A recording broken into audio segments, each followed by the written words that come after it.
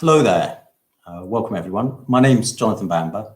I'm a professor of glaciology at the University of Bristol, and I'm the director of the Bristol Glaciology Centre, and I'm the moderator of the first half of this virtual event. So first of all, thank you very much for joining us today for this important and unique launch event. I'm quite sure that everyone listening to this will be well aware of the climate crisis we're facing.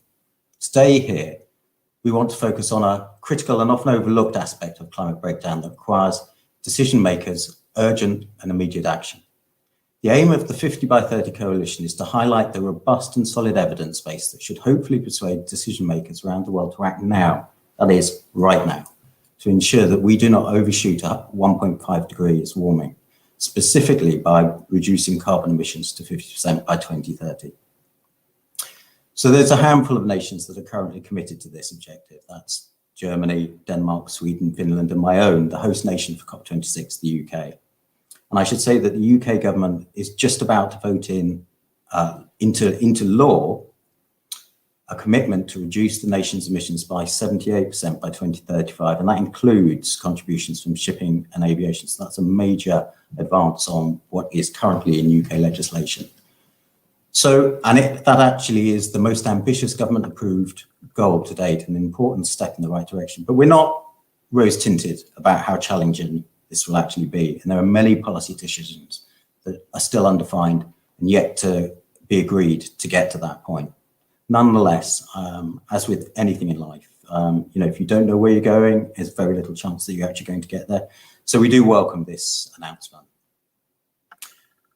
The 50 by 30 coalition is a unique partnership between cryospheric scientists, emission research institutes, and governments committed to averting climate breakdown.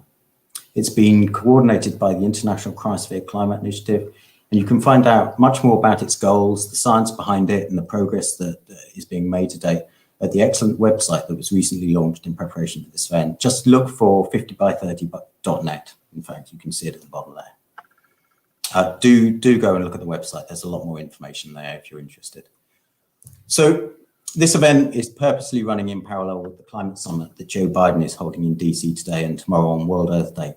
And I should say some more breaking news is that we've just learned that Xi Jinping, the Chinese premier, will be attending the climate summit tomorrow. And I think that is also another bit of really very, very promising news.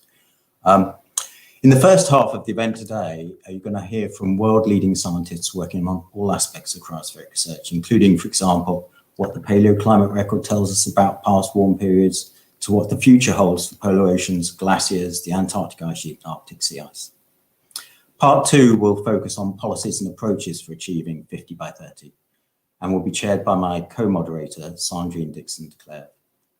Now, because of the different time zones that our speakers are working from, we have a mixture of pre-recorded and live presentations, and hopefully the tech is going to be kind to us and work out nicely. So that's a brief intro to what to expect over the next 90 minutes, and we'll move on to the first introductory talk to what this is all about. And I should say it really is my privilege and pleasure to introduce our first speaker. Someone who's done more and achieved more for climate security than perhaps anyone I have been associated with. Cristiano Figueres was the Executive Secretary of the UNFCCC from 2010 to 2016, and she was the architect of the historic 2015 Paris Agreement. She is co-founder of the NGO Global Optimism and continues to work tirelessly towards a sustainable relationship between us, humans, and the rest of the natural world. So now we're going to listen to a short recorded talk from Cristiano. Hello, friends, and thanks for being here at the launch of this very important new coalition. I don't think I need to remind or explain to anyone here today that the Paris Agreement is a science-based policy agreement that accompanies the decarbonization of the global economy over decades to come. However, science has become much more granular since the adoption of the Paris Agreement. Today, we know that we are not just approaching, but we are entering into at least 3 tipping points: coral reefs, summer ice in the Arctic, and the melt of the Western Antarctic Ice Sheet. We are therefore at a perilous moment in natural history when ecosystems that have supported our human society for 12,000 years are about to turn against us, starting a domino effect of tipping points. Once collapse in one ecosystem starts, it is impossible to stop collapse in the others. Those radical changes would be disastrous and irreversible. Our planet would continue on her evolutionary path, of course, but that path would likely render many parts of our globe uninhabitable.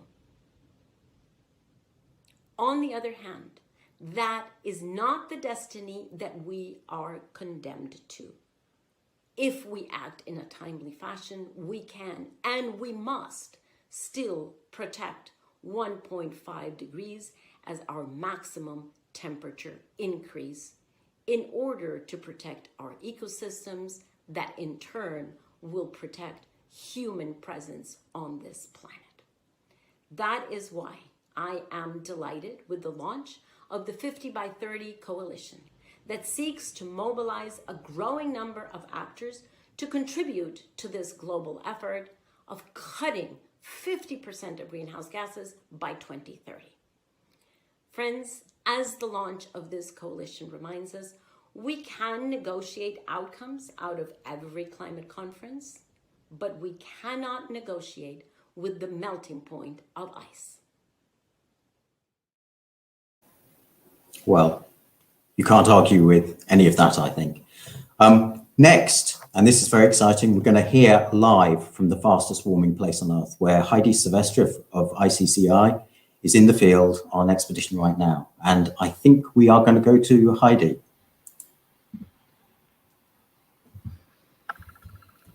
Hello, Heidi, can you hear us?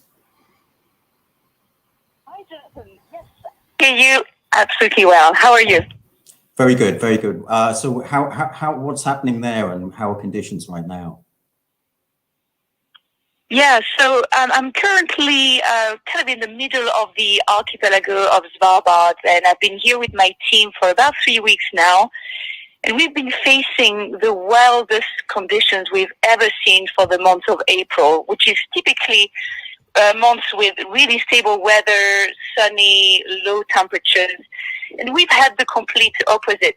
Temperatures have been high. We've had about 5 really strong storms over the past 3 weeks. One storm has even forced us to dig holes in the ground simply because our tents wouldn't have survived.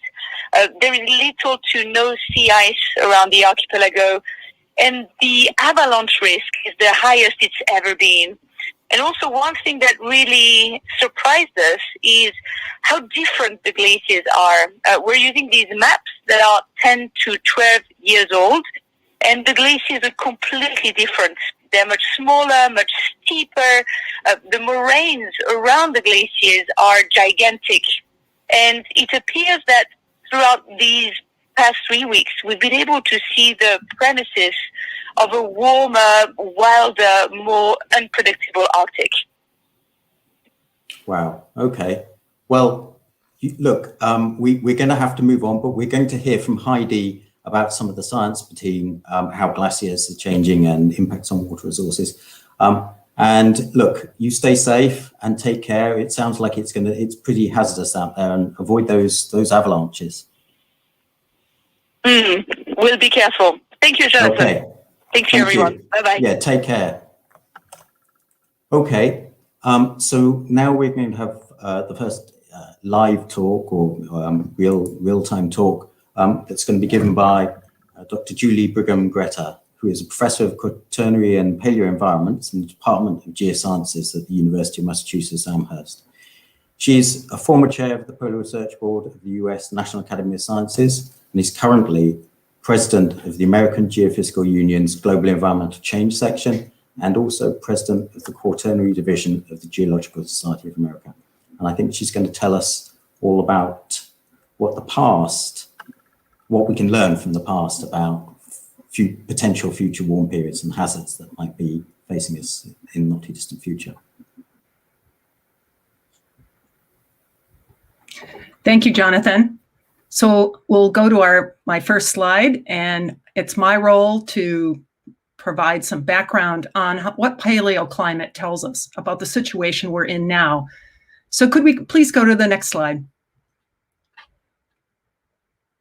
The important urgency of now could not be overstated. We have a responsibility to future generations. We need to focus on the delayed but certain and irreversible climate impacts that we face. The geologic record tells us that sea level rise is inevitable from the large ice sheets in a warmer world. So this past really does inform our present and our future, because we know and understand better the sensitivity of these ice sheets to temperature rise. And so today's temperature rise is faster than ever, and we can expect the impacts to also be faster than ever. Next slide, please. Skip that one. So the Earth can warm in several ways. If you go 2 clicks, please. The Earth can warm through orbital changes, the shape of the Earth's orbit around the sun. But that really doesn't matter because it happens on very, very long timescales of tens of thousands of years. But the second way that we can warm the planet is really through greenhouse gases. And here you see a record of the ice core, fossil air preserved in bubbles from ice cores from Antarctica. And you see that over the last 800,000 years, the normal range is between 180, 280, 180, 280 parts per mil. So we've been bouncing with glacial and interglacial changes in that window of CO2 naturally. But if you click one more time, you'll see that we are actually in this box way outside the normal envelope of CO2 on the planet as we approach 420 parts per mil. Next slide, please. So one more click, and you'll see here is my family's timeline on the recent change. And you can see that since the time my grandmother was born in 1898, carbon dioxide in the atmosphere has gone from 295 parts per mil up to what it is today, again, approaching about 420 parts per mil. And you can see on there when my parents were born, when I was born, when my children was born, this is happening extremely fast. Next slide, please. So we're going to take a look at other time periods in the past very quickly when CO2 was about what it is today. So next click, please. We're going to take a look just at the recent time, and we'll go to the next slide, please. So here we are looking at the last 6,000 years of CO2 preserved in those ice cores. And on the top diagram, you see a very flat purple line running across. That is at around 270 to 280 parts per mil. And you see the huge uptick at the very end of the right-hand side of the slide. That is the last 100 years. And underneath it is a figure that shows you the impact of fossil fuels parallel with that increase in CO2. There's no question about the source of changes in our atmosphere and how extreme it is, even in the last 6,000 years. Next slide, please. So here we see CO2 going down in the middle of the diagram to 180 during about 20,000 years ago. And if we click one more time in this figure, now the little uptick there is the last interglacial, 125,000 years ago, when sea level was higher than present, and CO2 was about 285 parts per mil. Let's go back again, another click. Okay, so now one more click, and we're going to go into the Pliocene. We're going to go back to 3 million years ago and take a look at what the CO2 was at that time and what was sea level. Next click. Next one. And the next slide, please. So if you click one more time, a red line will come up and show you that if you look at the left-hand part of this figure, at around 3 million years ago, the carbon dioxide in the atmosphere is measured by many groups of scientists to be in the range of 350 to 410 parts per mil. So we are already today beginning to go outside the envelope of what we think CO2 was like 3 million years ago, when we did not have a Greenland ice sheet, and the West Antarctic ice sheet was waxing and waning in a dynamic fashion, giving us an idea of the sensitivity of the ice sheets to this very high CO2 level. Next slide, please. This figure shows you 4 different periods. Today on the left, 1890, pre-industrial, and the next last interglacial, a strong interglacial around 400,000 years ago, and on the right, 3 million years ago. And it gives you an idea of the intensity of sea level rise. And you can see that today, being in the last few years, hovering at around 400 parts per mil, we've approached what is the Pliocene CO2 level. And this implies that we are driving the planet toward a sea level rise eventually could be as much as 15 meters or almost 50 feet above present. So we can slow this down by decreasing CO2 and decreasing the rate of sea level rise. Next slide, please. So now let's go back one more click, and we're going to head now back into even farther back in geologic time, 55 million years ago. Next slide, to a time called the PETM, or the Paleocene-Eocene thermal maximum. At this time, there was massive volcanism, we think, number of different reasons. CO2 and methane in the atmosphere increased dramatically, causing massive ocean acidification, mass extinction in our surface oceans that took almost 50 to 100,000 years for us to overcome. And this rate of change in CO2 in the atmosphere 55 million years ago took about 10 to 20,000 years to show. That's the blue line giving you a time frame here. But what's important to understand is today we are increasing CO2 10 times that rate, 10 times what we think we observed 55 million years ago. Next slide, please.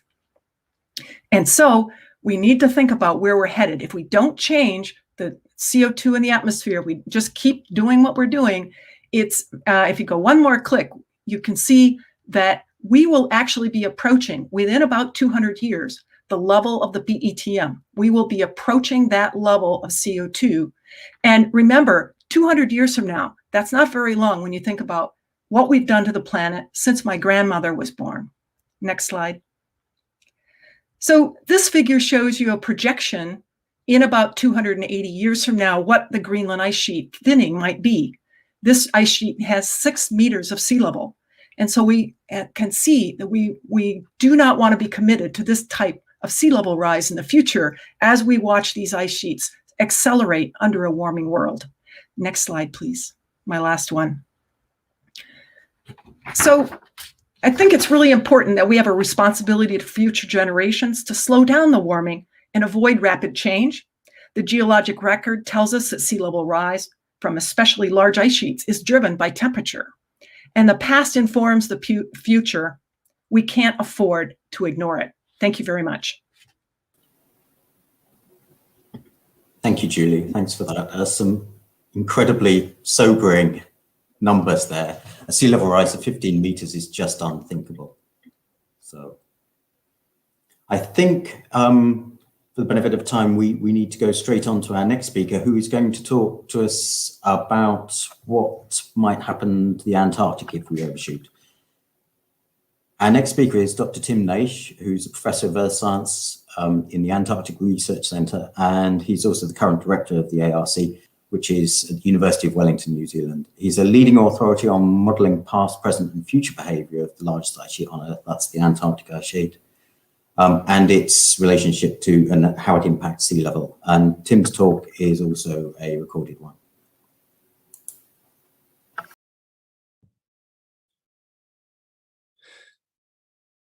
Hello, everyone. I want to talk about Antarctica and how it's responding to climate change and what that means for its contribution to future sea level rise. Is there a safe landing place from a climate futures point of view for the Antarctic ice sheet? And what does 1.5 degrees mean for the Antarctic ice sheet? So there it is, 70% of the world's fresh water, 90% of its ice, and 60 meters of global sea level rise if it all melted. So global sea level rise is the clearest planet-wide signature, if you like, of climate change so far. We've had 20 centimetres since the Industrial Revolution, and we're seeing an acceleration in the tide gauge record, the average tide gauge and satellite record you see in front of you. We are also seeing an acceleration in the mass loss of the polar ice sheets as measured from satellites. And you can see the blue line on the right, that's Greenland melting at a greater rate than Antarctica. And you can see Antarctica melting. The hotspot, of course, in Antarctica is in West Antarctica in that Amazon Sea region. And many models show that West Antarctica may be the dominant contributor, or at least the Antarctic ice sheet may be the dominant contributor by the end of the century. So currently polar ice sheets are contributing 1/3 to the observed sea level rise, ocean thermal expansion 1/3, and the lower latitude and mid-latitude glaciers another 1/3. But the polar ice sheets are jumping into the driver's seat, and the Antarctic ice sheet has the potential to really contribute very, very quickly to global sea level rise. So a couple of points that I'd like to make. Firstly, we can't avoid ongoing sea level rise, and the latest IPCC report shows that. The amount and rate of that future sea level rise will be determined by our emissions pathways in the future. What we can say for sure is that we're committed to 30 centimetres by mid-century or 2060 based on the heating so far. The Paris scenario, the blue scenario, will keep sea level rise below 50 centimetres. If we continue business as usual, we'll get around about 1 metre and maybe more by the end of the century. But concerningly, those pathways really diverge after 2100, and we end up with multi-metre sea level rise if we don't achieve the Paris climate target. Now, the Antarctic ice sheet is the other factor that will determine the rate of future sea level rise and the amount of future sea level rise. It's very different than Greenland. It sits largely grounded below sea level, 20 metres of equivalent sea level rise, 1/3 of the ice sheet sit grounded on bedrock below sea level. The ocean is warming, 90% of the heat from global warming has gone into the ocean, and the majority of that into the Southern Ocean. And the Southern Ocean, which is warming, is in contact with the edges of the Antarctic ice sheet. So we know that ocean dynamics are incredibly important, and that the Antarctic ice sheet could respond in a nonlinear and very rapid, potentially irreversible fashion. But we did not know enough to include Antarctic ice sheet dynamics into the AR5 report in the sea level rise projections. So the ones I showed you, even in SROC, largely leave Antarctic ice sheet dynamics out. There's a small contribution. So what have we learned in the last 10 years? What are the key rate determining processes? We know ocean dynamics matter. We know where the ocean is warming the most and interacting with the ice sheet. The ice sheet is melting the fastest, and we see that along West Antarctica and in the Amazon Sea region. We see the ice shelves are capable of very rapid melting and collapse, and the ice shelves are very important. They're the apron around the ice sheet where it flows out onto the ocean, and they play a stabilizing role, holding up the ice sheet, slowing its rate of flow down, much like Gothic Cathedral with its flying buttresses I'm showing there. Take away the buttresses, the cathedral falls down, similar to the ice sheet. So we know the ice shelves are important, and they can collapse and disintegrate very quickly. And we also know now that an ice sheet, once it starts retreating into a deep marine basin, can retreat in a non-linear, very fast and potentially irreversible fashion. So these processes, the physics around these processes, is now being incorporated into the latest generation of ice sheet models. And the picture they are painting is quite disturbing.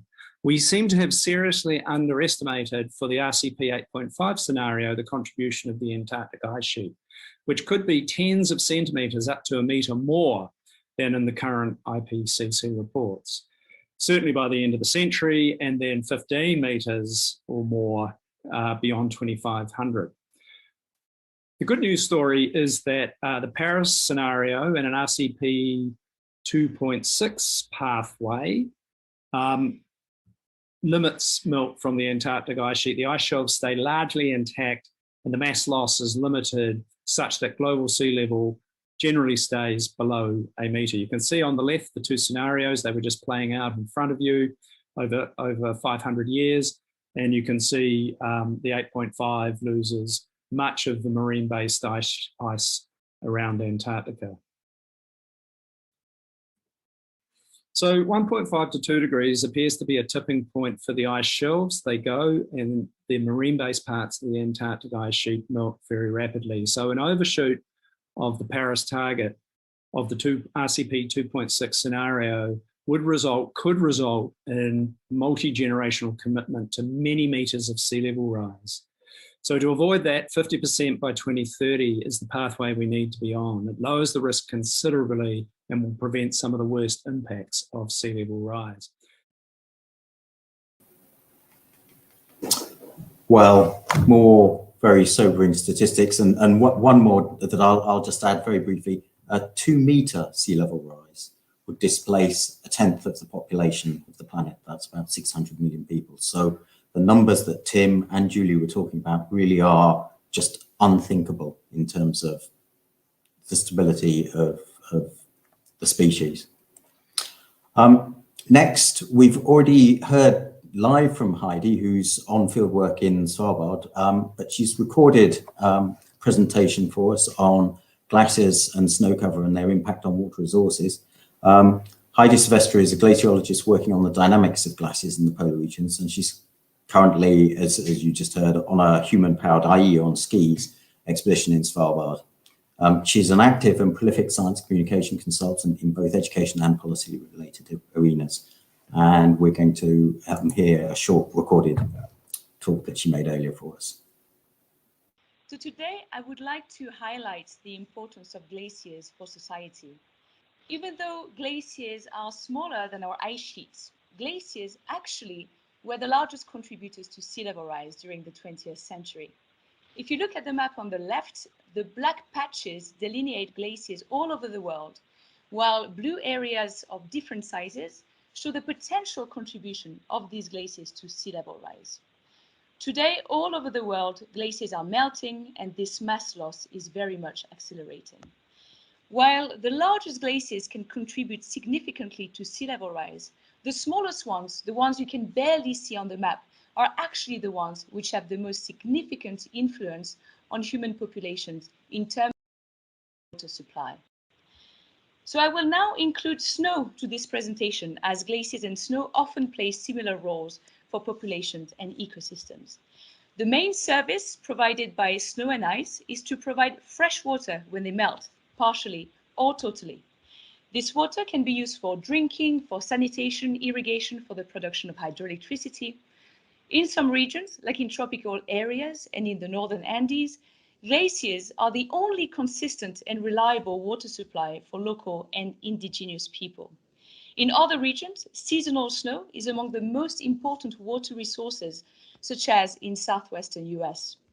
When glaciers melt and less snow falls every year, it leads to a range of impacts, such as a heightened risk of natural hazards, great difficulties for local economies that are connected to recreational winter activities, the loss of climate archives, and a reduction in human well-being through cultural impacts.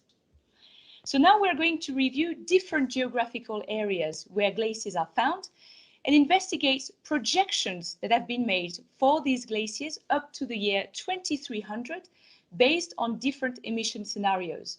And we're going to see how much of these glaciers could be left by 2300, depending on the emission scenario we could decide to follow. So in red are the projections for the highest emission scenarios, in orange the middle of the range scenario, and in blue the low emission scenario. When the curves reach the bottom of each graph and the value 0%, it simply means that there is no ice left. So first, let's take a look at these tropical glaciers. There are still some glaciers left in the northern Andes, in East Africa, in Papua New Guinea. Unfortunately, for most of these glaciers, an increase in temperature of about 1 degree Celsius is already too much. Very few glaciers will survive beyond 1.5 degrees. So now let's move on to mid-latitude glaciers, where ice loss is also accelerating. In those regions, all of the ice will be gone by 2300 if we keep following the high emission scenario. But fortunately, there are other pathways we could decide to follow instead. And if global temperatures remain at or below 1.5 degrees, glaciers could preserve up to 40 to 45% of their mass by 2300. And in Central Europe, which is the graph in the lower right corner, If you pay attention to the blue curve, which is a 1.5 degree scenario, we could even get some regrowth of the glaciers, but only if we stay at or below 1.5 degrees. Now let's take a look at high altitude and high latitude glaciers. There again, the differences between pathways are large. And of course, by following the low emission scenario in blue, we keep much more ice by 2300 than with the other scenarios. It is worth noting that emission scenarios in red lead to an almost complete loss of ice in the northern and southern parts of Central Asia, where hundreds of millions of people rely on this precious water supply. And finally, let's focus on snow. Our current observations reveal that the presence and persistence of snow is changing all over the world. Snow seasons are getting shorter every year, and snow covers less ground than before. In the UK, economic impacts related to reduction in seasonal snow cover are significant. Less snow affects the quantity and the quality of river flows. Less snow also means less protection for overwintering crops and vegetation from frost. Warmer winters lead to drier soils, making them more vulnerable to wildfires. And finally, less snow impacts winter sports and tourism. So the only way to preserve as much snow and ice as possible and protect our water resources is to urgently reduce our emissions and follow a 1.5 degree trajectory. Thank you for your attention. Okay, next up, we're going to hear about polar oceans from Dr. Carol Turney, who is a senior scientist and ocean biogeochemist at Plymouth Marine Laboratory in the UK, and she's been involved in several IPCC assessment reports. Over to you, Carol. Thank you, Jonathan, for your kind introduction, and good day to everyone who's watching this event. Next slide, please. The polar ocean is becoming warmer, fresher, and more acidic. And you can see with the top two panels that the Arctic surface water has warmed since 1980 by about 0.5% per decade, especially in summer, during the sea ice minimum. That's a panel on the right. Ocean warming is amplified by ice loss feedback on albedo, whereby white ice reflects heat, but dark ocean absorbs more heat. In turn, ice loss is amplified by increased ocean heat transport into the Arctic. Ocean warming and ice loss are therefore interlinked and feed back on each other.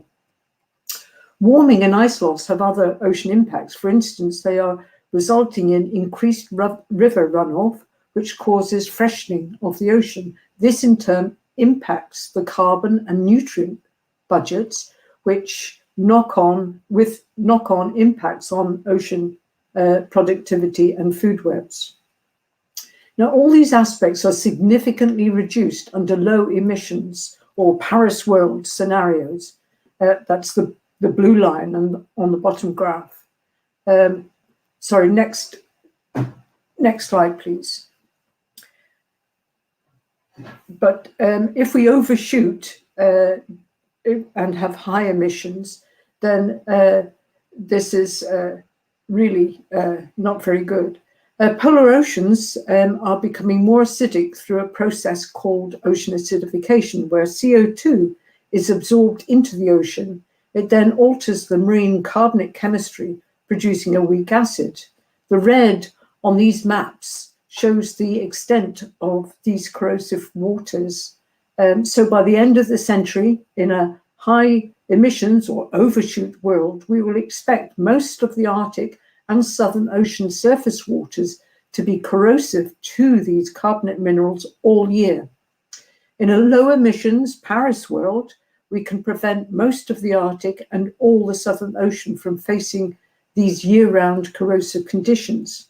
Now, any organism that produces a calcium carbonate shell or skeletons, such as clams, mussels, oyster, corals, are especially susceptible to corrosive waters, make it more difficult for them to build and repair their carbonate structures, and more likely that exposed structures will dissolve. Next slide, please. The speed of carbon input today, which is the black line here, is worryingly 10 times faster than seen for 60 million years, which is the red line, when a mass extinction occurred, including the extinction of dinosaurs. It took tens of thousands of years for ocean chemistry to recover and longer for organisms and ecosystems to re-evolve. Next slide, please. So for ocean species, acidification is essentially permanent. And a key take-home message is that acidification can only be reduced by reducing CO2 emissions as recovery time from acidification from the overshoot scenario is tens of thousands of years. As shown here in year 2500 and with net emissions after year 2100, pH levels, the acidity, has only increased minimally, so it will take far longer than that. Next slide, please. Here is an example of a small free-swimming snail, which is a really important part of the food web, especially for fish, including salmon. You can see the pitting and areas of shell that are already dissolving in the polar oceans under today's CO2 levels. So it's happening already. Next slide, please. Finally, let's look at another example of how these changes might impact an important fish species, cod. Freshening will change the nutrients, which will impact ocean productivity and alter food availability for cod. Arctic Ocean acidification will force cod populations south because it will be there'll be more acidification towards the poles, while warming Arctic waters will bring southern species in and push cod north. This will result in cod being stuck between these two pressures, a sort of sandwich effect, and put the fisheries at risk of collapse under the overshoot scenarios. So to conclude, keeping emissions to a level equivalent to a 1.5 degrees C or Paris world and preventing an overshoot is vital for minimizing the long-term risks to polar ocean ecosystems. Next slide, please. Many thanks to all of you. Great. Okay, thanks for that, Carol. We're going to now hear about permafrost in the Arctic from Dr. Gustav Figueres, who's a senior lecturer in the Geography Department at Stockholm University and a member of the Bolin Centre for Climate Research. He's co-chair of the International Soil Carbon Network, and he specialises in the role of soils in the global carbon cycle. Over to you, Gustav. Thank you, Jonathan. So I will be telling you about thawing permafrost. So permafrost is one part of the cryosphere that is on land and actually in the soil. So it's the permanently frozen soil of the Arctic and the Tibetan Plateau and also in Antarctica. And there is a strong feedback effect whereby global warming thaws permafrost, causing release of greenhouse gases that further warms the climate. And this is a problem that is of a very large magnitude, simply because the whole phenomenon of permafrost is of a large magnitude. Permafrost affects about 14 million square kilometers. That's just the whole area of the European Union times 3. And it holds as much carbon as all the vegetation on Earth times 3 as well. So it's a problem of a large magnitude that also responds over long time scales. And essentially what happens is that carbon that has been frozen in the soil for many thousands of years, as it's thawed by climate warming, it starts to be decomposed by microbes that release carbon dioxide or methane as a part of this decomposition process. Next slide, please.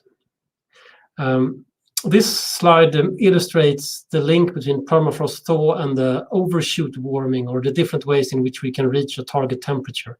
So you see the target temperature on the y-axis, and you have these two different ways of getting there. You have the green scenario where quite rapid emission reductions allow us to just reach the target temperature and then flatten out at, say, 1.5 degrees. And then you have the other option, which is the red line, where we overshoot our target temperature, go above it, and then pull the emissions out of the atmosphere again with negative emission technologies, and then go back down to the target temperature. This is the so-called overshoot scenario. So next slide, please. There are two problems associated with this. First of all, is that the permafrost feedbacks actually cause even higher warming, and they are not accounted for, unfortunately, in the models that are used for COP21 negotiations at this time.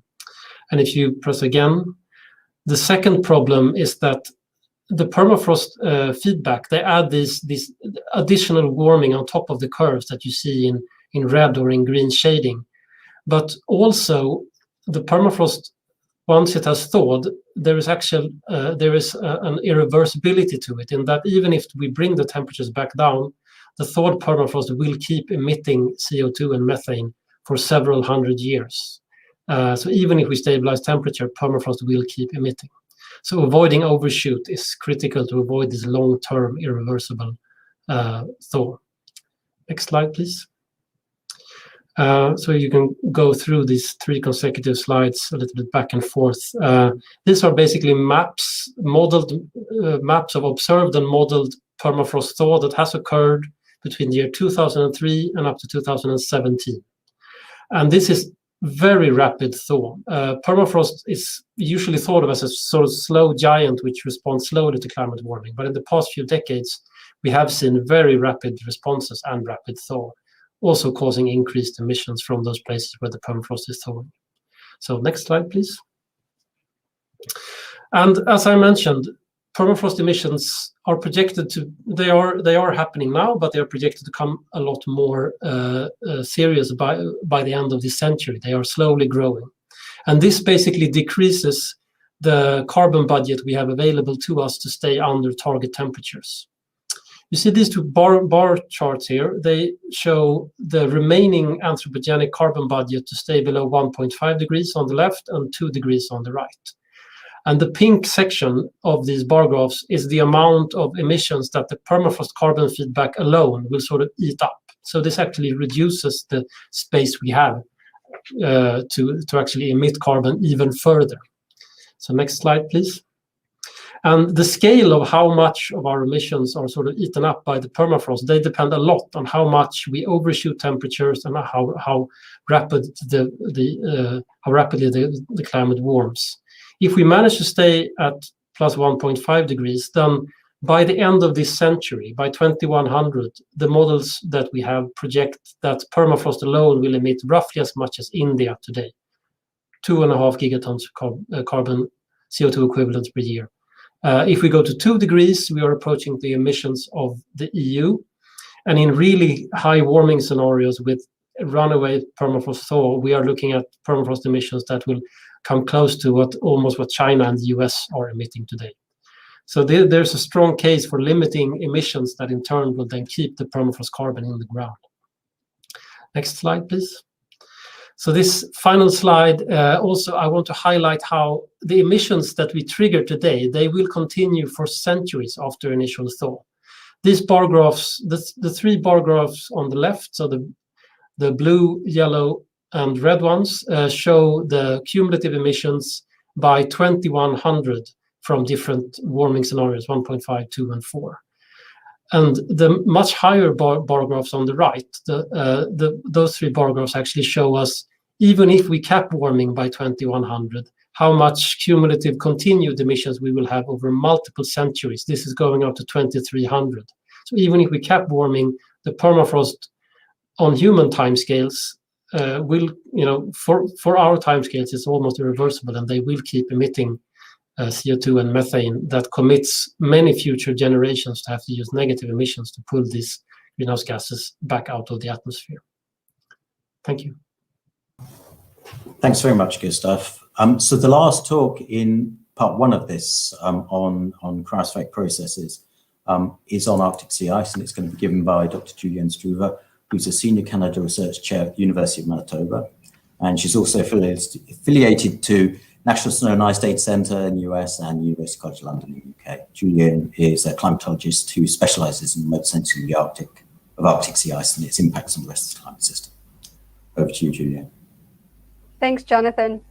So back in 2016, Dirk Knotts and myself, we published a paper in Science, basically explaining why there's a clear linear relationship between Arctic sea ice and how much CO2 we add to the atmosphere. And this allowed us to establish the relationship that for every metric ton of CO2 we add to the atmosphere, we lose another 3 square meters of sea ice in summer. And as you can see, this linear relationship continues to hold through to even today, with the 2020 September sea ice area falling exactly on this trend line. The graphic allows us then to clearly see how much additional CO2 we can add to the atmosphere before ice-free summers emerge. Advance the slide. So only if we keep the amount of emissions as given under the RCP 2.6 emission scenario, which basically keeps the warming below 1.5 degrees Celsius, can we keep the summer sea ice in the Arctic Basin in 2050? If we go out to the RCP 4.5 or 8.5, all of those cumulative emissions basically show us that we will have no more sea ice in the summertime in the Arctic Ocean. Next slide.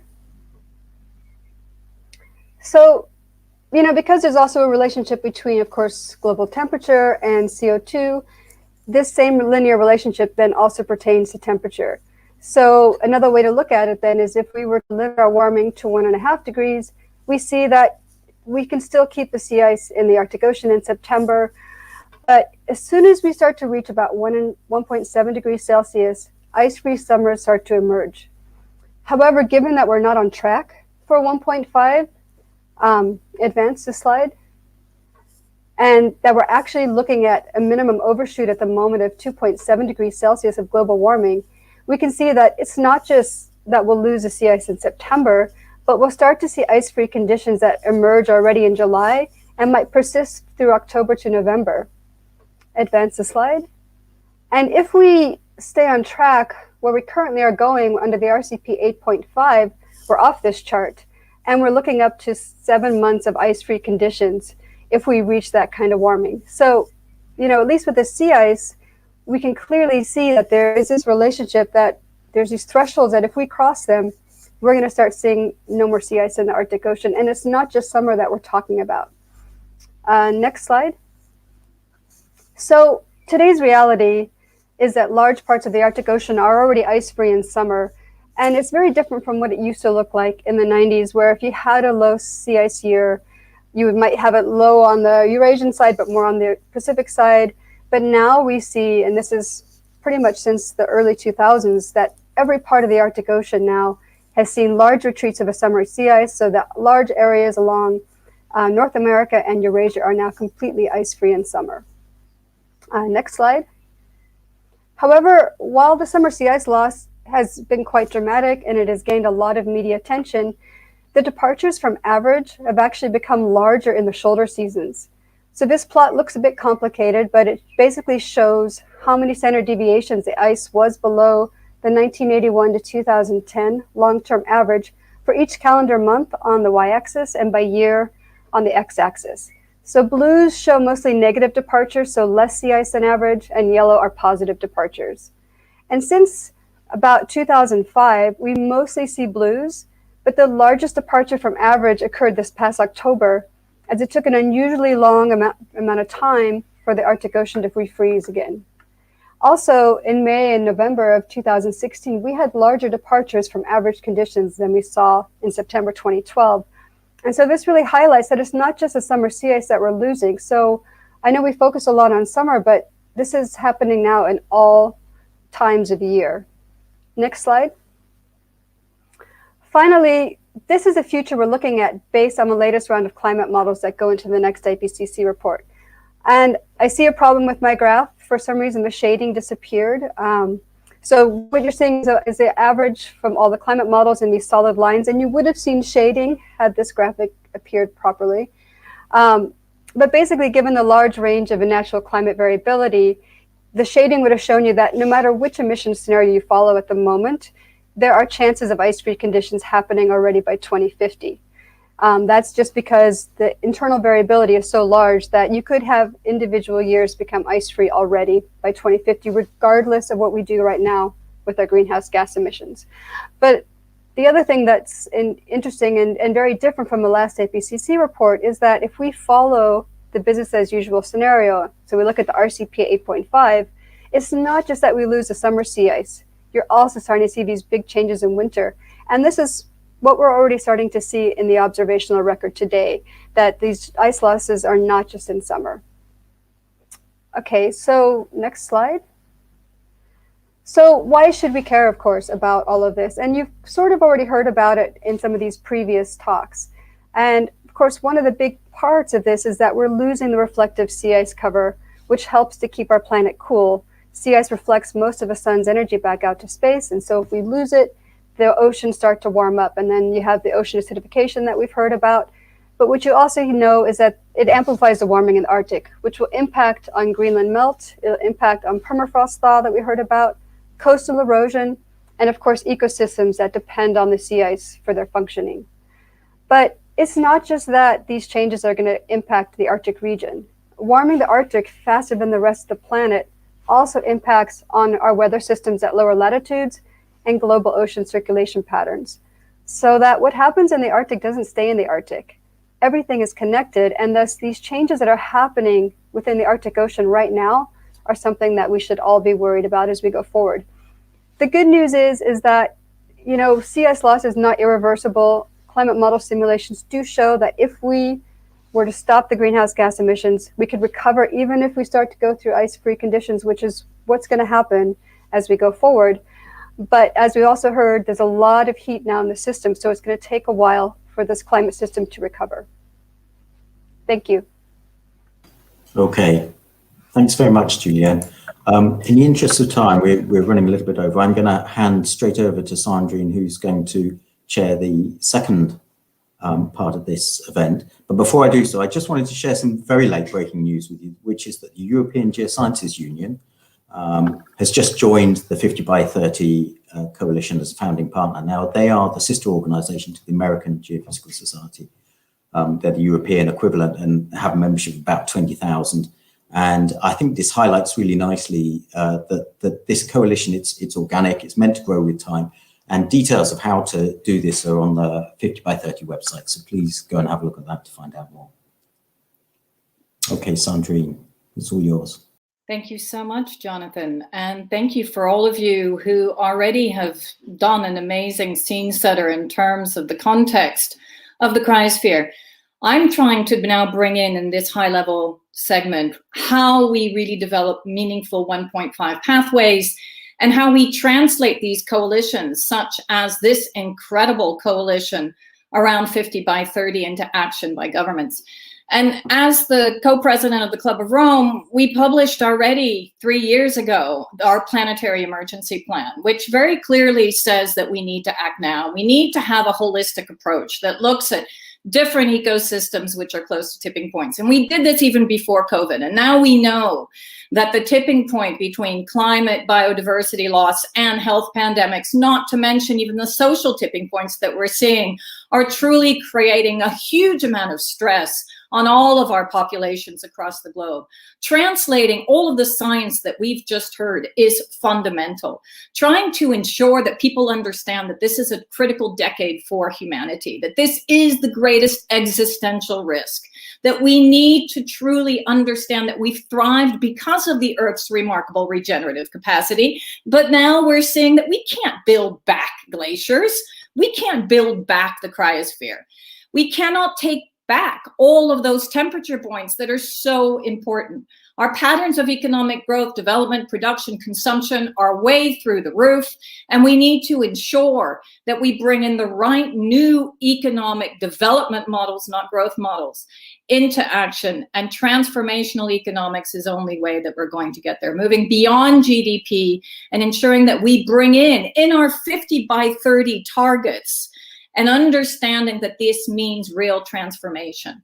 We already declared in our planetary emergency plan that we needed to halve emissions by 50% over every decade. And we need to continue to do that. The European Union just declared yesterday night 55% reduction by 2030. And the more governments we can get onto this 50 by 30 pact will be incredible.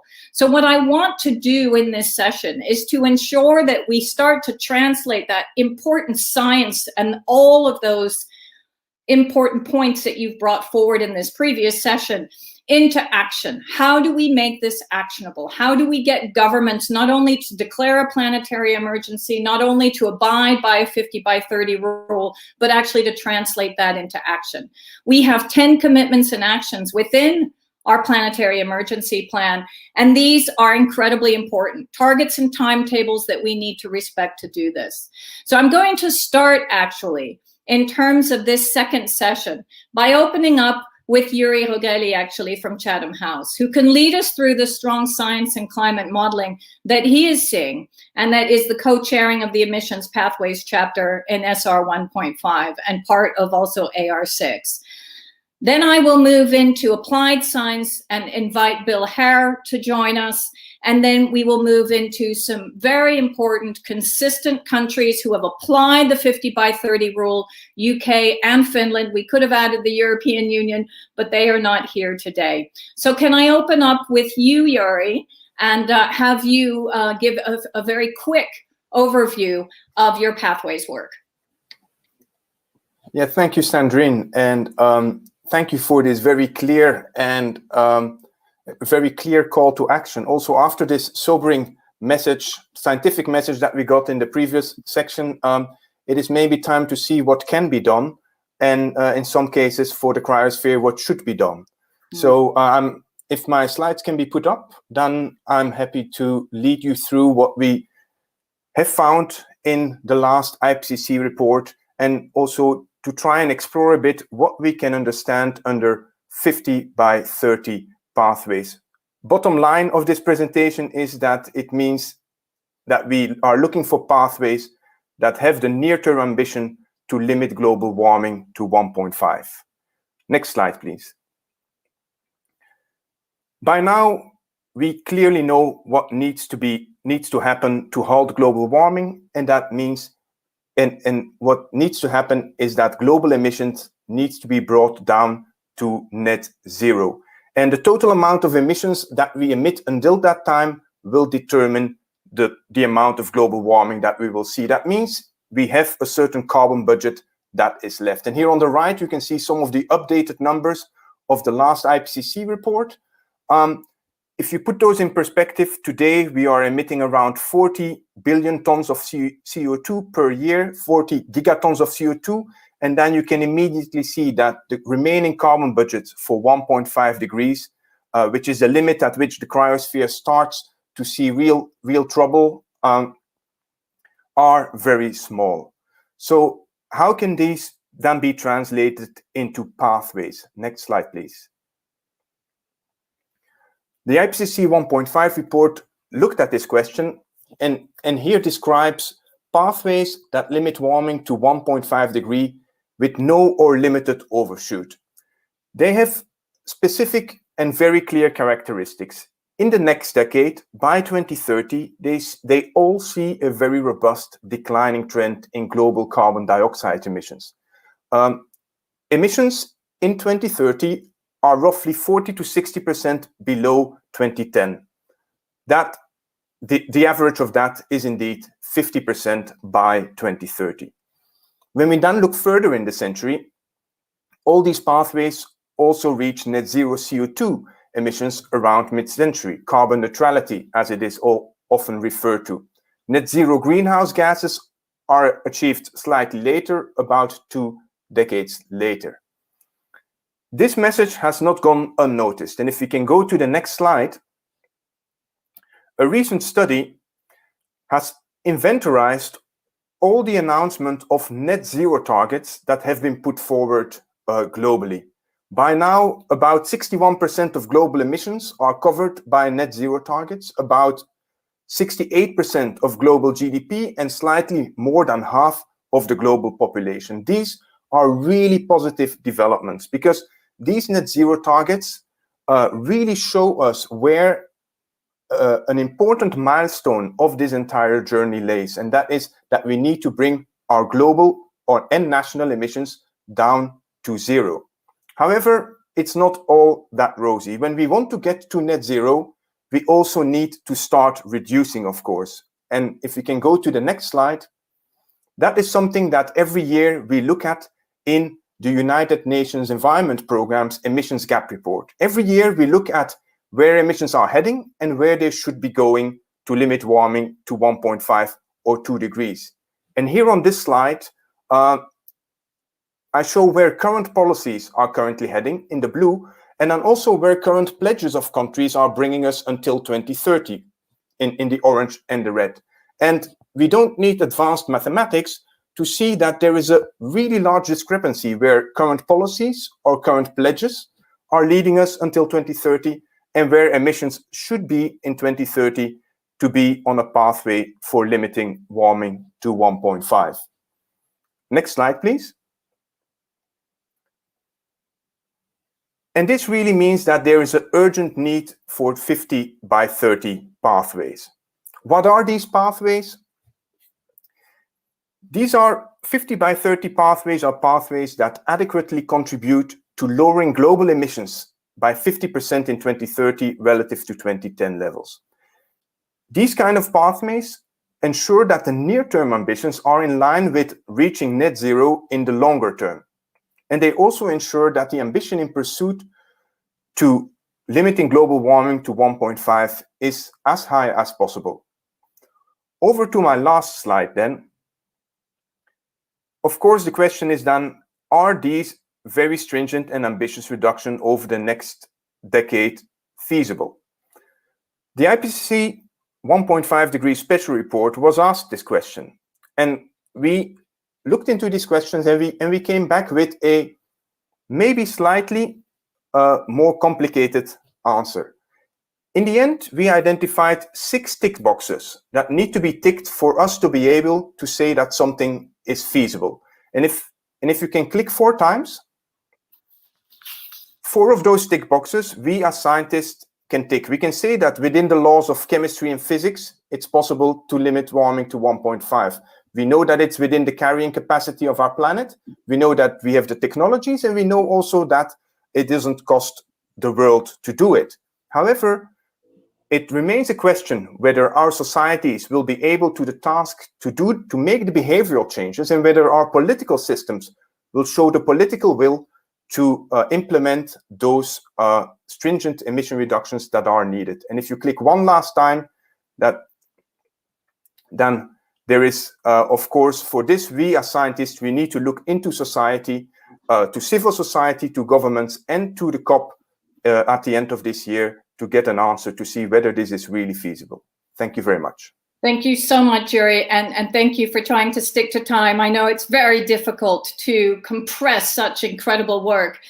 I wanted to move over into the applied sciences area, and of course, because Bilaher is wanting to summarize and wanting to be with us, but he's in Perth, he has sent us a video, so we will go through his video and then build on some of his comments as we go through the rest of this session. So can we please have the video? Global scientific assessments led by the Intergovernmental Panel on Climate Change, the IPCC, have shown us that the range of pathways, of energy transformation pathways that achieve 1.5 degrees exist. These pathways broadly agree. As we know, we need to achieve net zero carbon dioxide emissions globally by around mid-century and net zero greenhouse gas emissions shortly afterwards. The sooner the better, the safer we'll be. Climate pledges last year under the Paris Agreement finally saw some real movement, and the most substantial shift I believe we've seen since the adoption of the Paris Agreement in 2015. As part of the Climate Action Tracker, we have assessed these new targets as well as pledges by countries for well over 10 years. Since we started adding up what countries were doing in 2009, our assessment of where we are headed dropped almost 1 degree Celsius, from 3.5 degrees warming by end of century in 2009, based on the policies on the table then, to 2.6 degrees in 2019. The wave of new net zero targets late in 2020 have dropped us again a full half a degree to around 2.1 degrees if, in the optimistic case, all of these net zero commitments were implemented as planned. Now, the climate conversation is clearly shifting. Governments are starting to realize where we need to go in the longer term and are beginning to establish targets in the short term in real policy actions which will guide their countries in this very big transition we need to make towards zero emissions society by mid-century. Even so, many others need to come forward with ambitious pledges. What we've seen so far is hardly sufficient, although it has started the ball rolling. There's a lot that remains to be done if we're going to limit warming to 1.5 degrees. One of the key issues is ambition in the short term. That is why the global focus this year is on upgrading ambitions for 2030 to be done in Glasgow. This is precisely what the global climate regime is designed to do under the Paris Agreement. The nationally determined contributions, or NDCs, are designed to be ratcheted up every 5 years, and we know that they are desperately in need of ratcheting up. The UK is in many ways now leading the way, having recently submitted a revised NDC with a 68% reduction in greenhouse gas emissions below 1990 levels by 2030, and has only just also announced a new target of a 78% reduction by 2035. What's really interesting about these numbers is that they lie within the range of 1.5 degree domestic action pathways that we have assessed for the UK. We know globally that emissions need to be halved by 2030, but countries are able to act with different speeds and levels of ambition given their starting points and different capabilities, levels of wealth, and so on. Accordingly, targets moving towards net zero need to be analysed and employed based on country-specific characteristics. According to our assessment, other nations would need to make similarly stringent targets as the UK. The US would need to cut emissions by at least 55% from 2005 levels, Japan by around 60% from 2013 levels, Australia by about 65% from 2005 levels. We're likely to see stronger NDCs coming forward at critical times during this year. The US is about to announce its own new target at the Leaders Summit on Climate Change very soon, and we expect some very significant numbers there. We expect to hear updates from other countries that make a significant step forward. As leaders begin ratcheting up their emission commitments, others are likely to follow. It's very important that each and every country formulates its target given its national context. This is the foundational basis of the Paris Agreement, but its targets need to be consistent with where the world needs to go to limit warming to 1.5 degrees. We saw a watershed year in 2020 in terms of the long-term targets, the net zero goals for mid-century that came forward. And we really need 2021 to be a watershed in terms of the 2030 ambitions, the ambitions that countries are promising to meet by 2030, because that's the only way that we can really convince ourselves that the 1.5 degree limit in the Paris Agreement can be put in reach. Wonderful video that really opens up this next session so well, and my conversation with Nigel Topping. Nigel, I hope you're joining me now. And yes, wonderful. Hi, there you are, Nigel. Great Not to see only you. good to see you as well, and not only obviously everyone knows you as the COP26 high-level champion for the UK, but also a dear friend and someone who has worked tirelessly on trying to ensure that both the Paris Agreement was strong, but also future agreements post-Paris. And so I guess the question to you is, and we've heard the incredible targets that we've had the UK put forward, both in 2030 and 2035. What for you is the position of the UK now in terms of implementation? But also, how can the UK do, as was so clearly indicated by Dr. Hare, and bringing more countries on board at the next COP, which we all hope will happen? Well, first of all, let me say I'm really thrilled to be involved in and very supportive of the 50 by 30 movement. And also I have a strong cryospheric connection. As you know that as a young man, I spent a lot of time in Greenland, Iceland, and Patagonia. And in fact, I owe my marriage to 3 glaciologists. They were just kind of punk scientists back then, but they're all professors of I won't name their names, having called them punk scientists. But thrilled to join. Let me look. You know, my role is not UK dependent. My role is to work with the non-static community globally. So, you know, Bill's described how important that ambitious target 2030, now the 2035 target, is for the UK. What we're trying to do with the non-static community is to get everybody to commit to net zero. That's what we call it, the race to zero. But race because 2050 is not a magical year. Like every year we can get earlier, we're fighting for. We're making real progress, right? Very quickly, I think, since the IPCC 2018 report, we've now normalized the idea. You know, that, no one would have believed that when that report was issued, how much momentum we had. I've just launched with Mark Carney, the Glasgow Financial Alliance. We have $70 trillion of assets committed. The key thing that we're all working on, that's why I love 50 by 30, is if you say you're in a race, you've got to be running.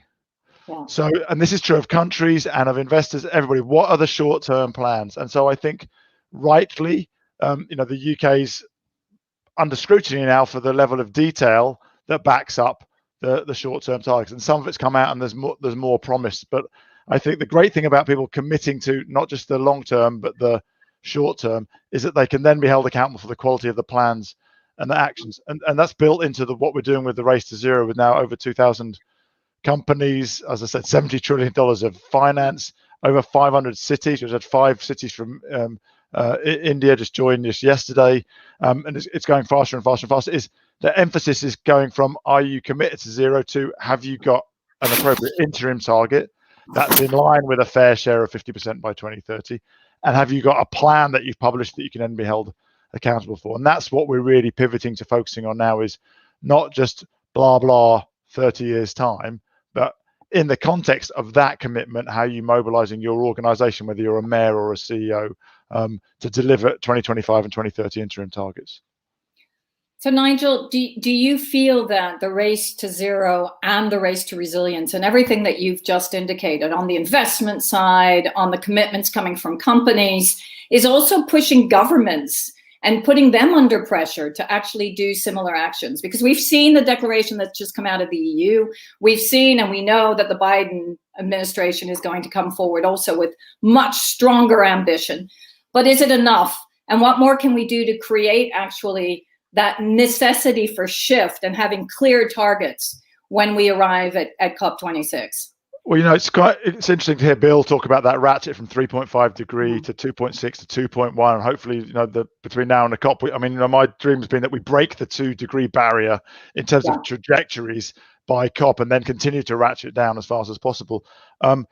Rather than putting pressure on governments, I'd prefer to think of all these commitments influencing governments. And that can be in a putting pressure on way, but it can also be in an encouraging and emboldening way. I mean, we know that governments look to business and voters, right, for how much room they've got to move politically before they get told to slow down. So I think it's really important that young people and civil society takes to the streets and says, we've got to go faster. And it's really important that mayors and CEOs and chief investment officers also say, we're committed to 2050 or 2045 or 2040, because that helps create the political space. The other thing I would say, I mean, you already talks about pathways, but at the macro level, and what we're finding really crucial is that we start converging on pathways at the micro levels, or the meso level, really, at the sectoral level. So how do we get to net zero shipping?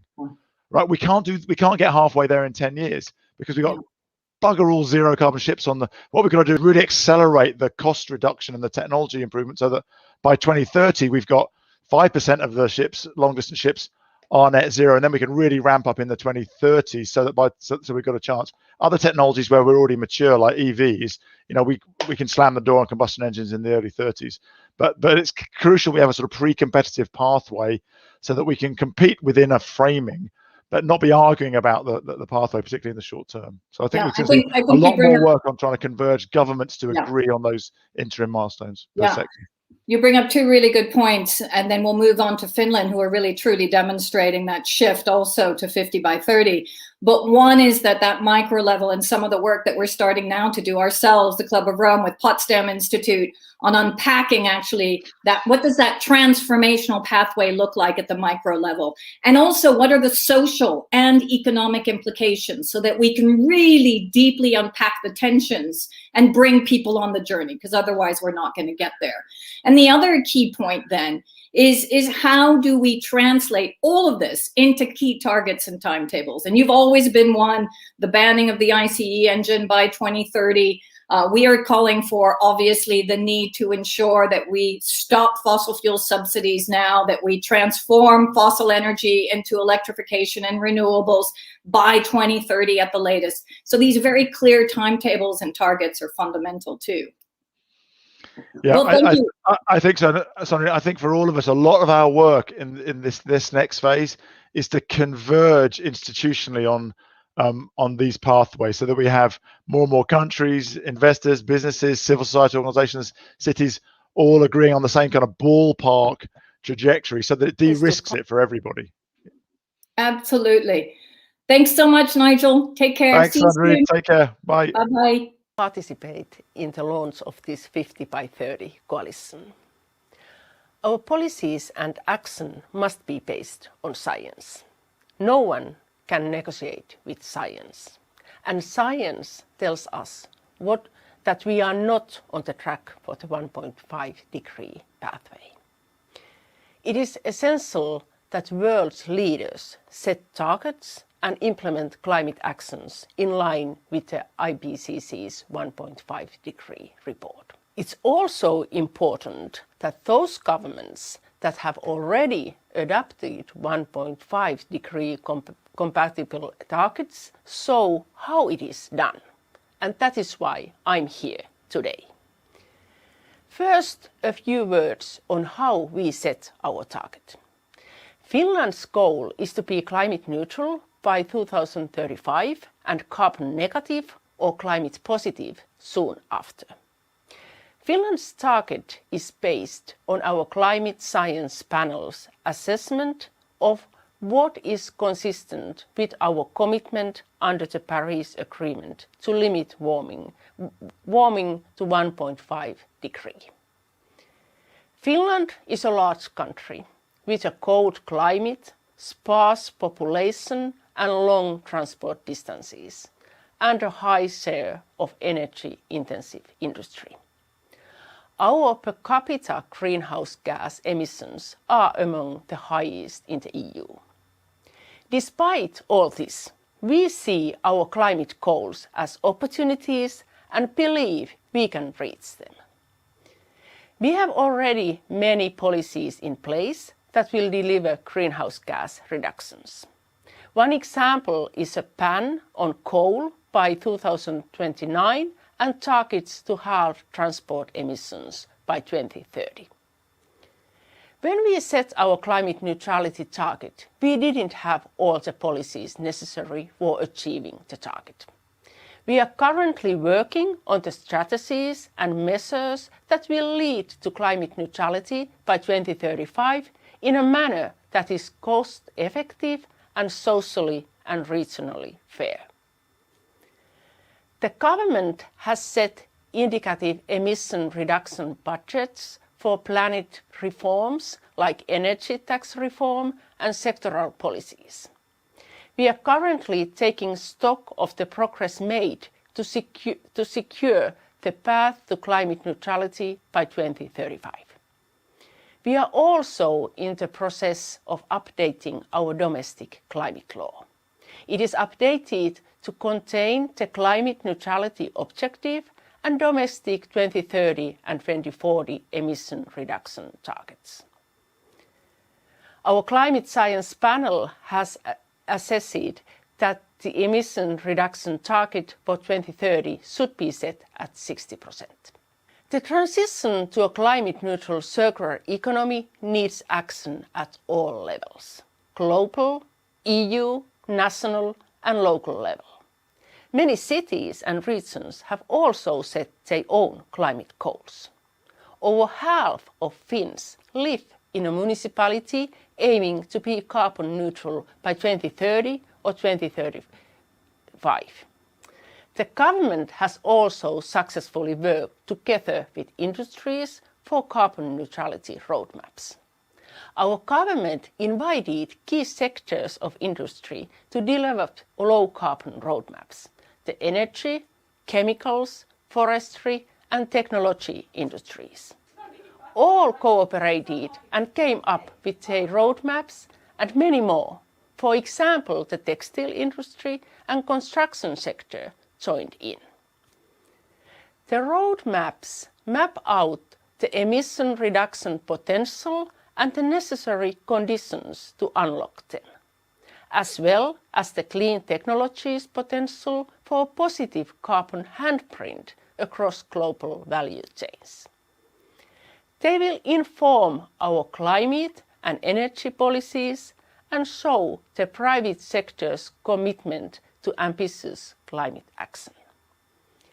The emission reductions need the right framework conditions, most crucially a sufficiently high carbon price and measures to level the playing field in respect of the carbon constraint.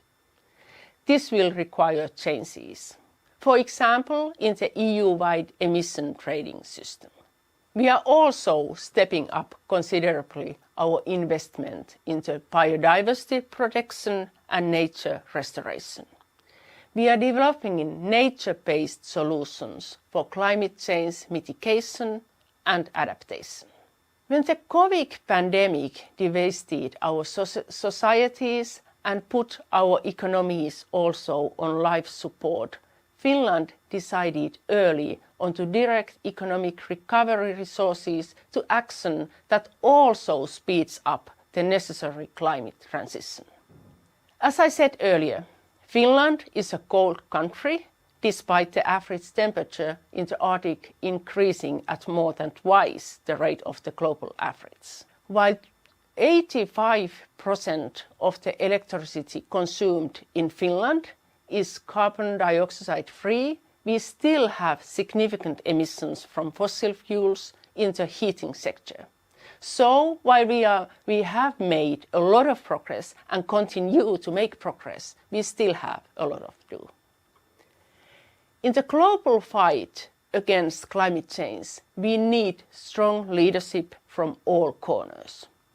The Leaders' Summit on Climate, the UN Secretary General, the G7, the G20, the Coalition of Finance Ministries, and others.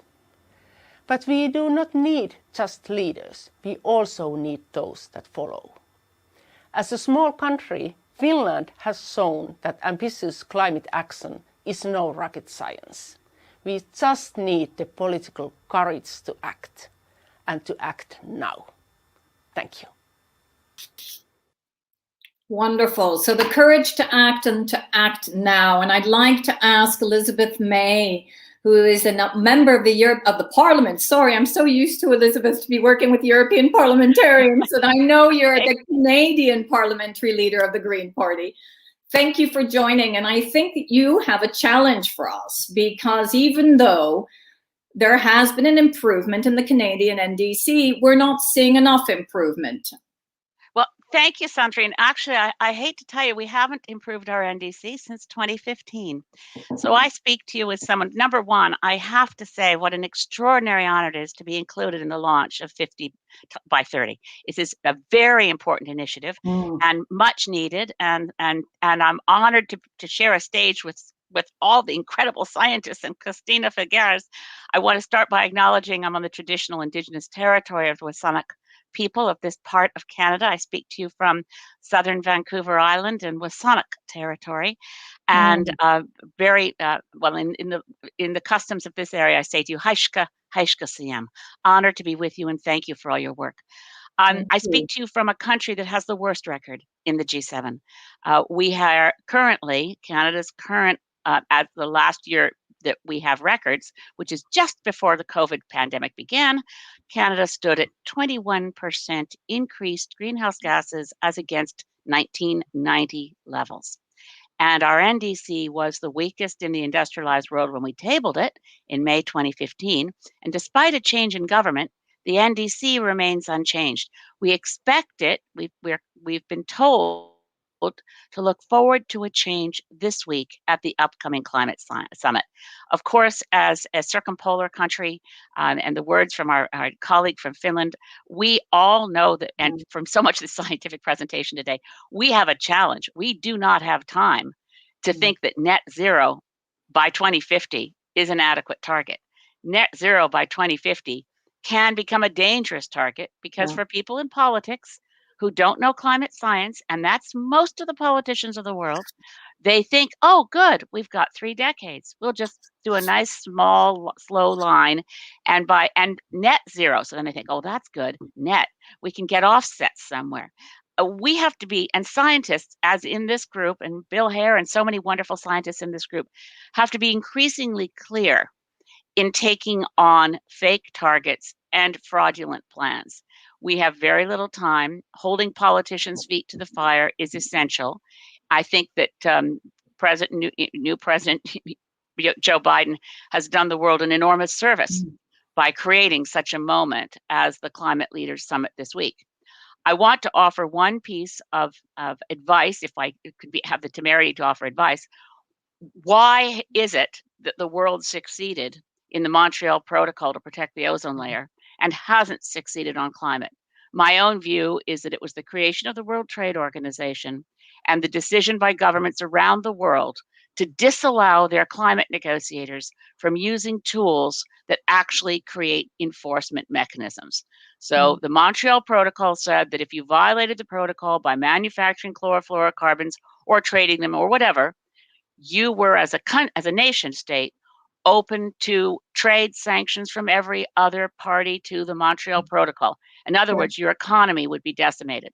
By Kyoto, only 10 years later, Canada's government that had innovated this back in Montreal in 87, by 97, we were saying, if trade sanctions are in this protocol, we won't sign on. I think we need to find the political tools that enforce, not just, as Cristiano Figueres is saying, not just good targets, but when we are so close to tipping points, as she was describing, coral reefs and Western Antarctic Ice Sheet and loss of Arctic ice, we don't have time to be nice about this anymore. We have to actually say, we need the tools, climate negotiators need the tools, and scientists need to lay into politicians with, it's definitely stepping out of the comfort zone for many scientists to be as blunt as we need scientists to be.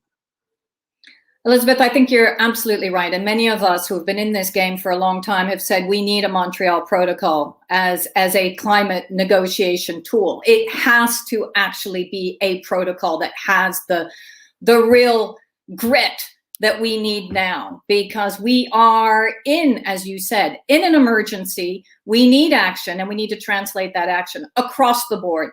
I think the key issue, and this is why it's so important that we talk about this, is the political will, is the leadership. Everyone talks about capital, about the fact that we need technology, etc. We all know we've got most of the technology. We all know that we have most of the capital. So what would your suggestion be, beyond the fact that Canada itself needs to strengthen its NDC, as we move into we hope will be a strong and ambitious COP26? How can we up the bar on ambition and make sure that 50 by 30 is adopted by many more governments by then? Well, it's difficult because, as I think, if we could go back to Paris and renegotiate, but the architecture for Paris was essentially laid out in 2009 at the failed negotiations in Copenhagen. And then we refined it even further to say, well, we need to make sure Paris Agreement is negotiated in such a way that the United States Senate doesn't have to ratify it. So it's within an existing ratified treaty in the UNFCCC. Going back to fix this will take some creative work, but I think we need to figure out a way to add on in a supplementary codicil and update to the Paris Agreement that we must have enforcement mechanisms that actually have teeth. We also know we need to improve substantially the climate finance piece. We have to pay attention to loss and damage. There are serious equity issues, and countries like Canada that built our economy on profligate waste of energy and profligate levels of pollution have a higher burden, a heavier burden than obviously countries around the world, developing countries, which only recently became major polluters. I think we have to speak truth to power on all these points. And thank goodness we have a 50 by 30 coalition to talk about exactly how dangerous the overshoots are and how hard it will be to come back if we overshoot. Thank you so much, Elizabeth. And I would add that we have to accept our responsibility and hold ourselves accountable, as you say, and also remember, as many have said now, and I'm so pleased that Selwyn Hart, Ambassador and Special Advisor to the UN Secretary General on Climate and the UN Assistant Secretary General for the Climate Action Team, has joined us, because one of the key issues is we keep on talking about 2050, but many of our island states will be underwater by then. Many of our island states will already be underwater in the next 10 years. We do not think about the world's most vulnerable, who actually cannot even think about net zero in 2050. So Ambassador Hart, thank you for joining us. And I'm open to some of your reflections now. Thank you so much. And I'm really happy to be here to lend support to this crucial campaign. And on Monday, the Secretary General, he launched the WMO State of the Global Climate Report. And what we're seeing in 2020, he called it a frightening report. So one can just imagine what will be expected in the future if we fail to achieve the 1.5 degree goal of the Paris Agreement. And I can't agree more with all of the speakers who've overemphasized the need for us to shift focus to those short-term policies and actions needed to keep this goal, this 1.5 goal within reach. And keeping the 1.5 degree goal within reach is the overarching priority of the Secretary General. And he has been pushing all major economies, and he will continue to do so, to come to the table with more ambitious commitments and targets as expressed in their nationally determined contributions ahead of COP26.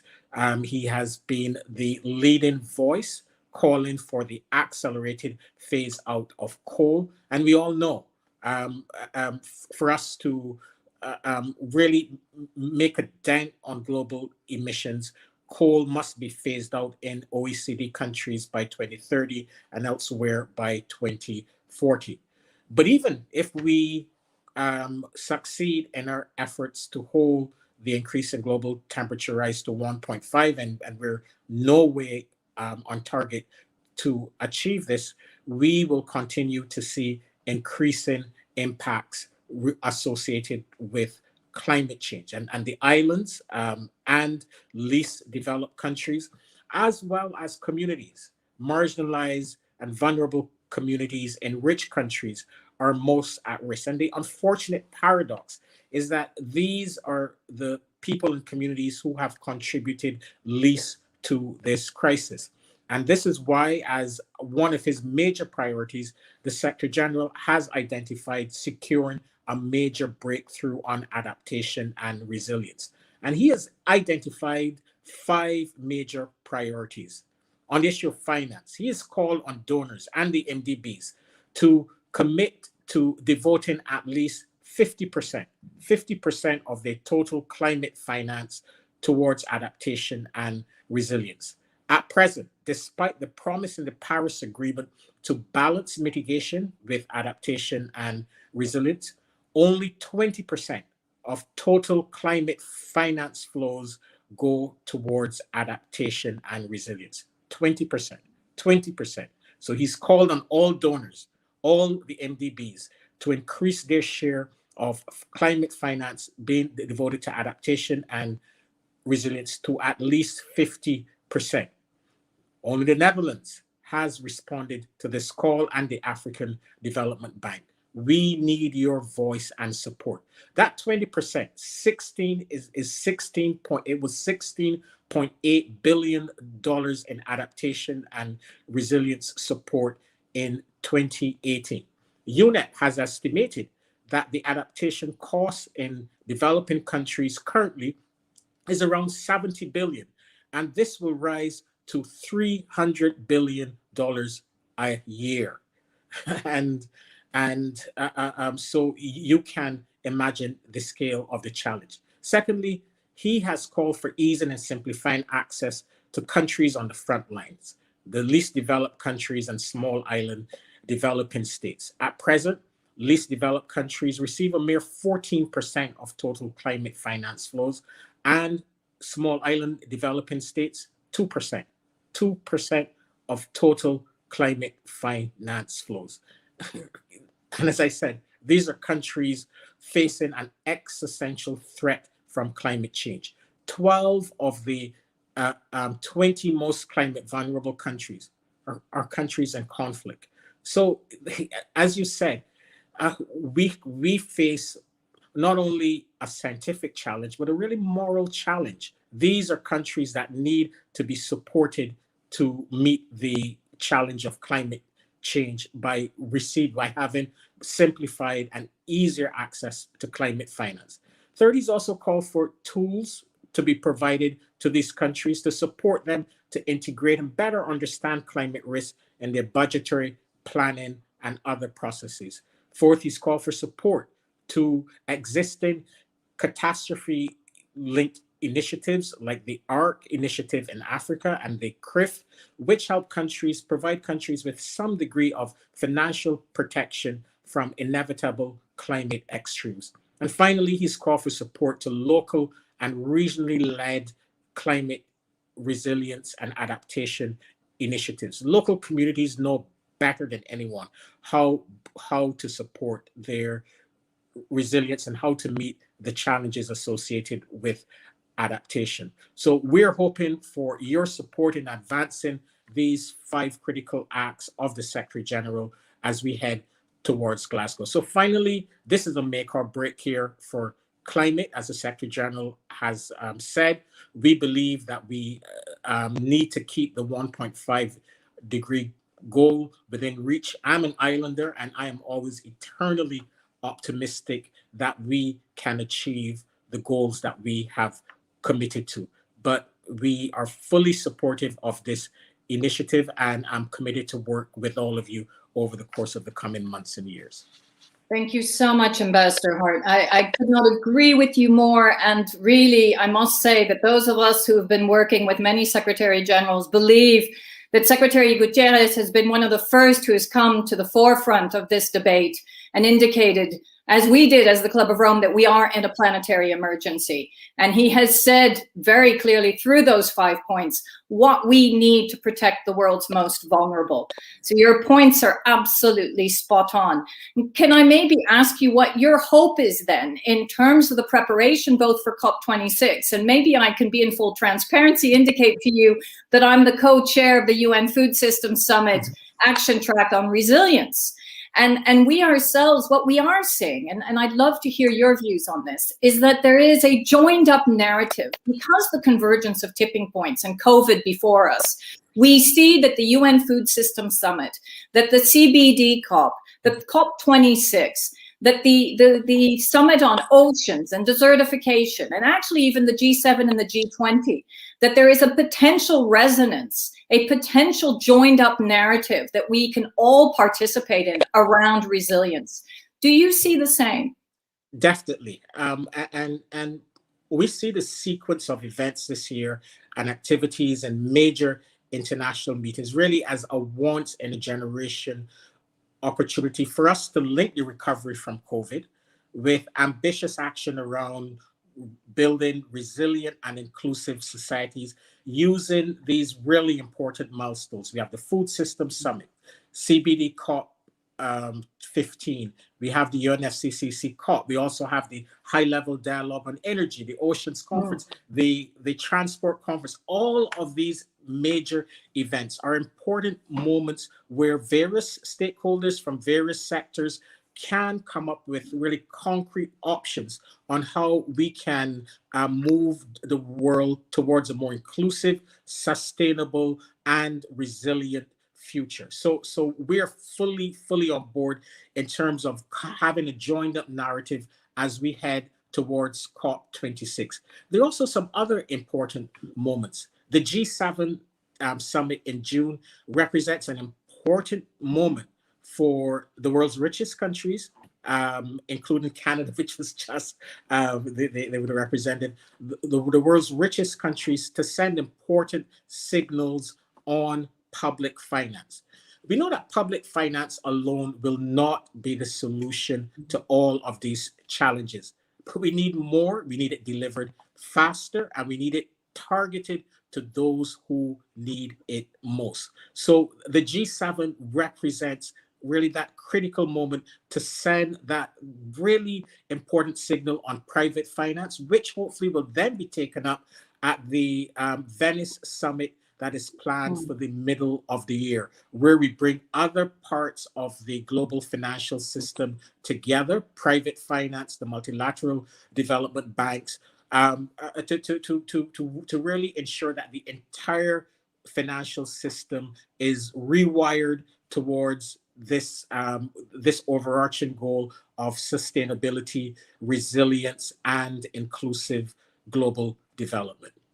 Well, thank you again, Ambassador Hart, for your wisdom and your dedication to this very important cause, as it is the greatest existential risk to humanity.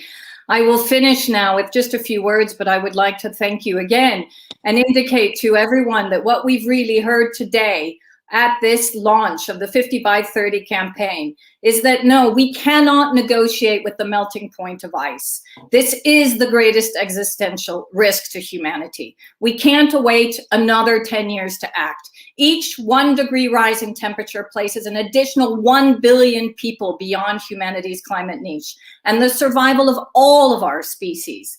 And this will be the turning point. And joining the dots between the convergence of the tipping points and the tools that we need, 50 by 30 starts to enable us to do that.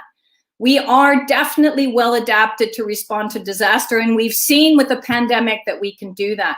But we now need to design our way out of the disaster. We need to design our way forward for greater resilience. So I'm going to close with thanking you and thanking this incredible campaign that we as the Club of Rome are very pleased and proud to be part of. Let's hope that by COP26, we have many more countries who have declared that they will be part of this 50 by 30 campaign so that we can truly emerge from emergency. Thank you very much and have a nice evening or day wherever you may be.